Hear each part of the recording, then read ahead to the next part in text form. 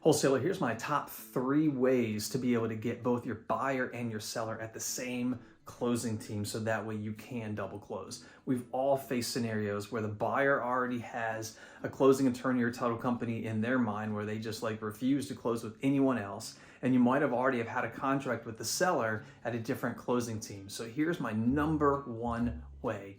I would go to your seller. Now this is, of course, by the way, if neither parties want to move without some type of incentive. So what I would do is I would go to my seller first and increase my EMD, $1,000, $2,500, $5,000, whatever it might be. It's a little bit of money out of your pocket initially. However, you're not losing any of your spread by moving it over to the same closing team. So that's my number 1 strategy, increase the EMD.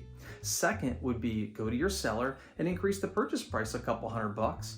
Third and final would be go to your buyer, decrease their purchase price a little bit, sign an amendment, and then either get your seller over to your buyer's closing team or your buyer over to your seller's closing team, and then that way you can double close successfully, both of them at the same closing team. But again, my number 1 strategy is increase your EMD.